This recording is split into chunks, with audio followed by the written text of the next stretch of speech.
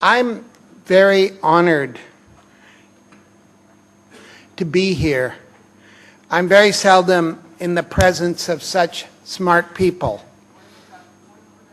And part of my dilemma sitting here was I'm an undiagnosed dyslexic, and to be able to remember 3 names, let alone the names of all the amazing people on this stage, is way beyond me. So please forgive me. But I'm very happy to be here. I love India. I have always loved India.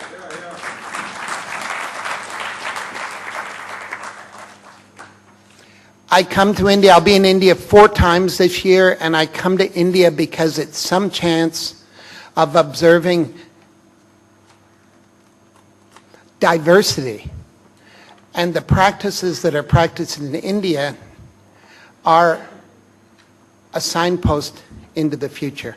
So I'm going to engage your senses here. I know your ears work, but I'm going to engage your eyes. And I always do slideshows because it's fun. And it's a 2-hour slideshow, but we're going to do it in 15 minutes because I know you're all super smart and super able to absorb information. So here we are. 2 minutes are already gone. This is where I come from. It's Bali. It's a beautiful, tropical Hindu island in Indonesia. And it's where the cows are cutting the grass. And swimming pools that are unused grow amazing green water hyacinth that's eaten by these guys who live in the gardens, the last black pigs of Bali. But the story I'm going to tell you is about this amazing plant. It's bamboo. When you plant a seedling like this, in only 5 years, you have this. And you see the scale with my daughter standing beside the clump. And it comes out of the ground every year like a train. It grows higher than a coconut tree in just 2 months. And 3 years later, you can cut it. It's dense, it's strong. And then the challenge of bringing it to the market, you can imagine trying to drive this truckload of bamboo through the traffic in Delhi, not to mention the police. So we bring it down the mountain, we wash it with water, and we put it in a 14-meter bath of borax. You may remember borax. Your grandmother probably used it for washing.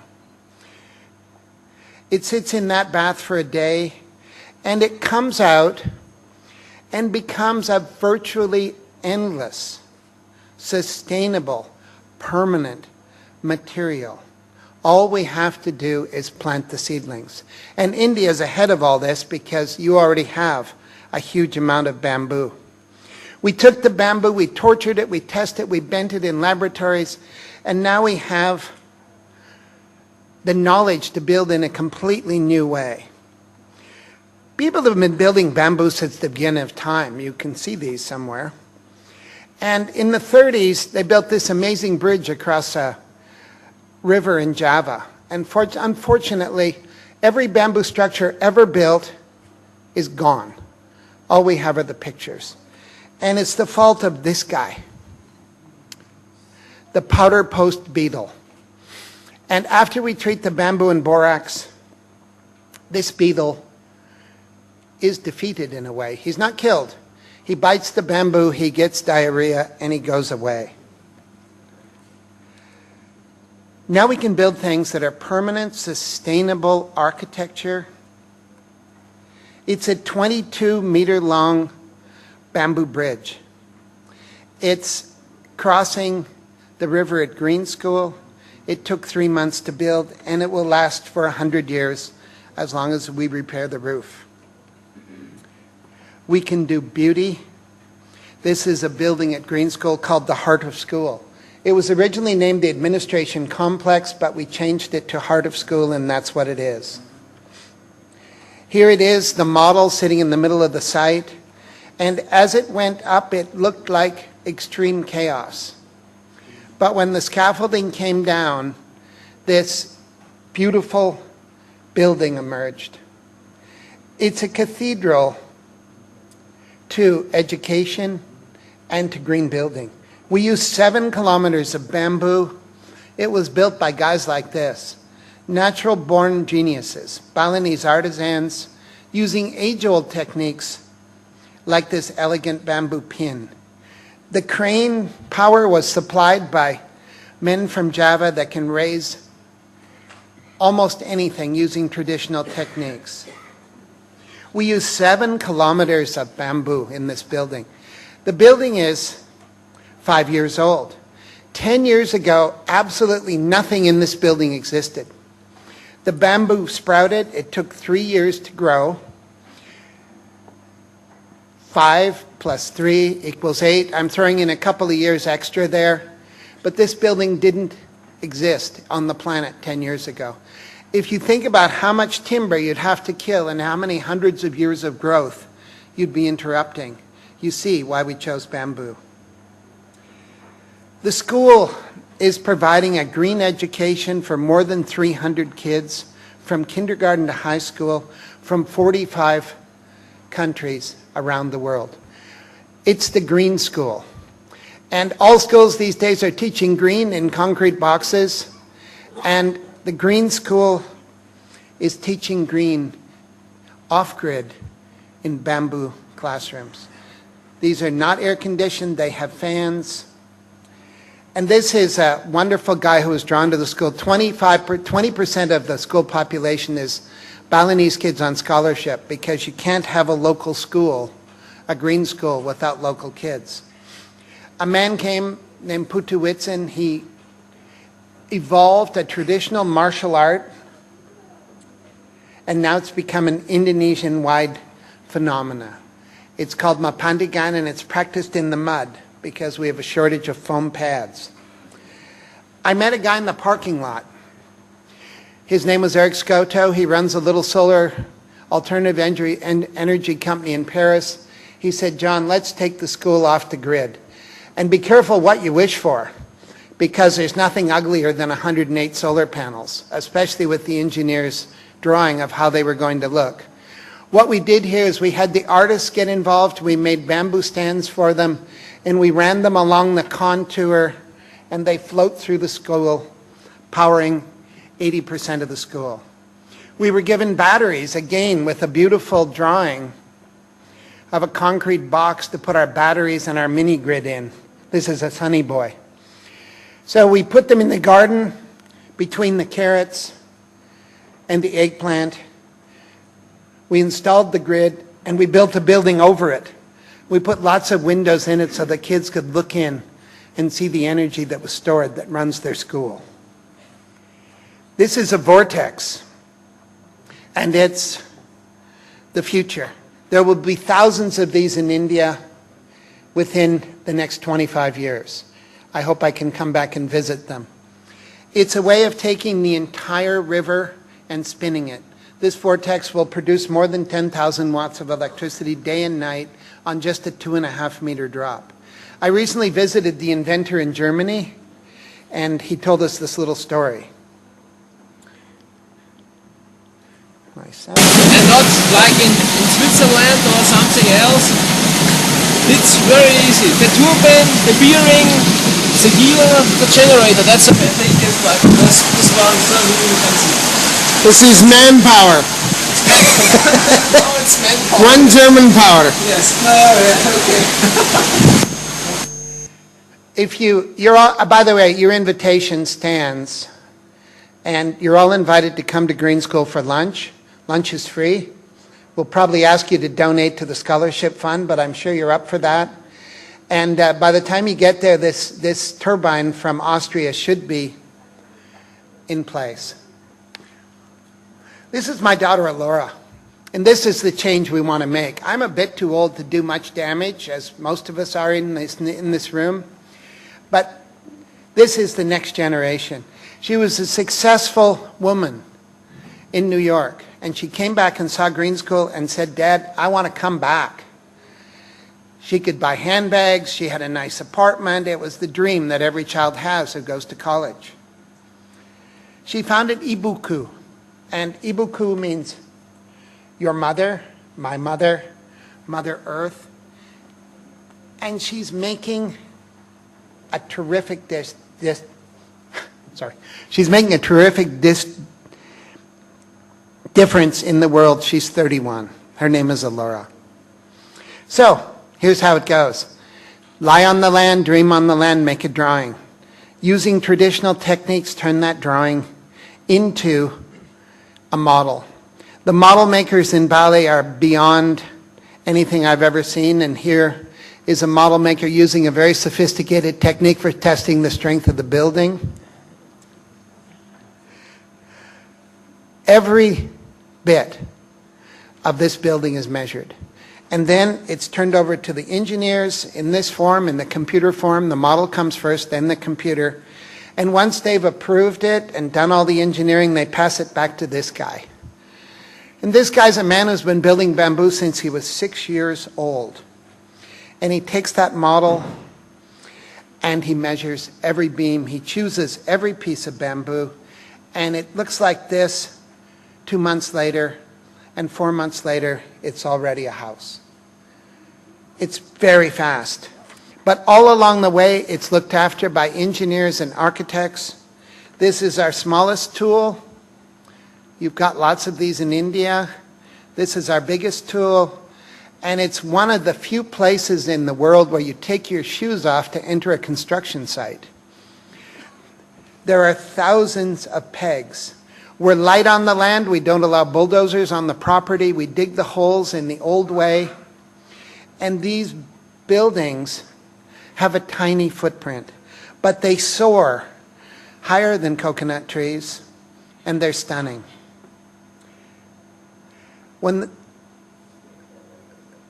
And if you wake up in a building like this, you will be a different man.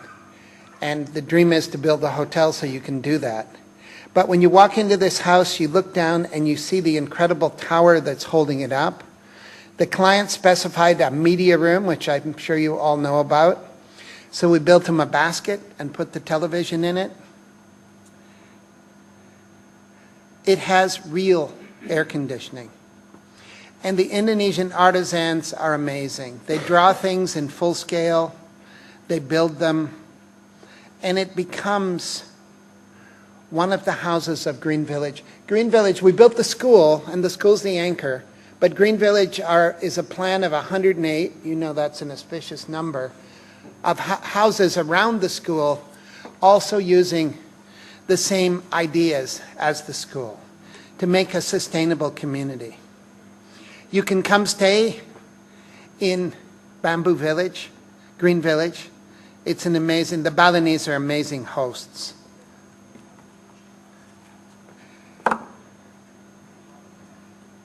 It's a beautiful experience.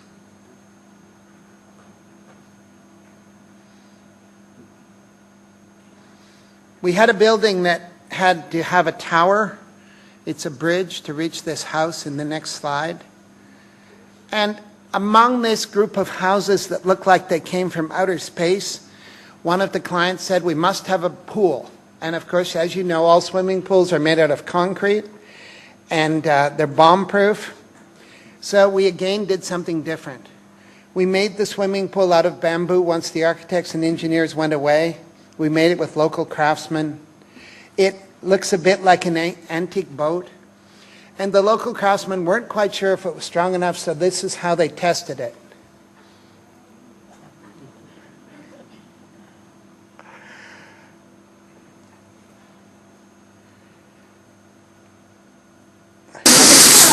There comes the sun.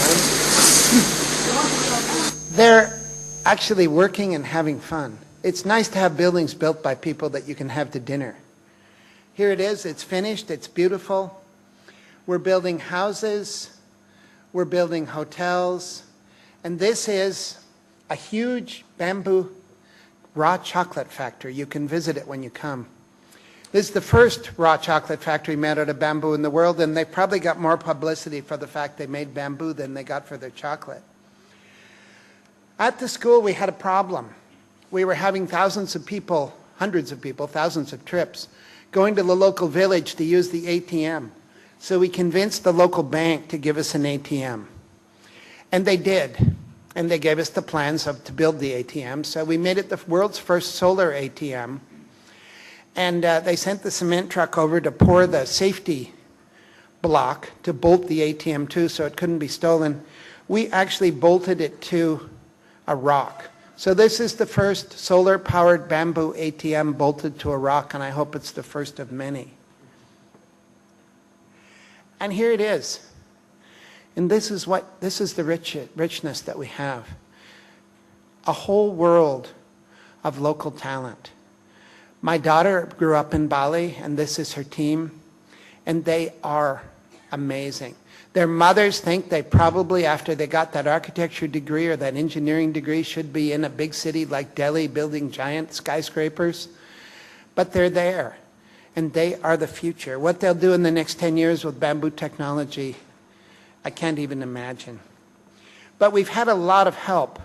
We had an amazing man come from Germany. Germany always seems to save us. And he was a frustrated timber framer, and he went to Colombia, and he built these amazing towers. But this is his latest piece of work.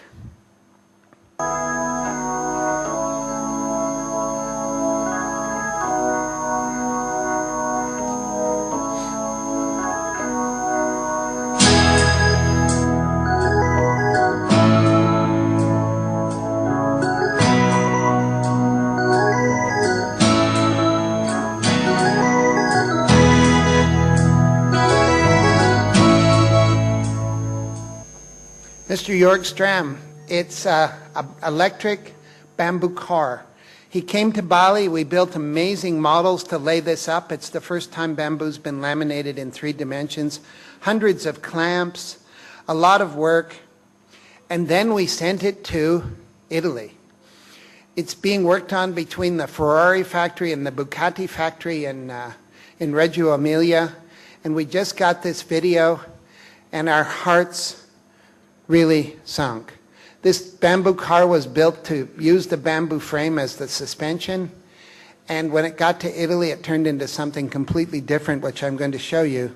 It comes to Bali next week, and we'll take it apart and make it a bamboo car again. But the Italians made it go 45 kilometers an hour, and it will snap your head back when it takes off, and when you brake it, it charges the batteries.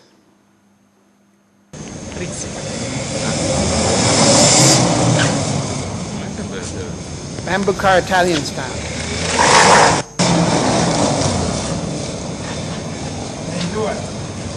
È il 2. Vai, fa un altro giro che ti prende. So, it's not an easy journey. Things are broken, and we have to move forward. But this is another really important. This is the first sun, and these are, as you'll probably recognize, used automobile windshields. Not much use, old automobile windshields, except Oren turned them into a greenhouse, and as much as Allura is building buildings, Oren is looking after the land. And the idea is not to plant bushes, but to plant food. It's very rural, it's very traditional, but everything on this land is food for people, fodder for cattle, or food for the land, or usable material. The roofs are green, and all our roofs can be green. And this is a parking farm. Now, what's a parking farm?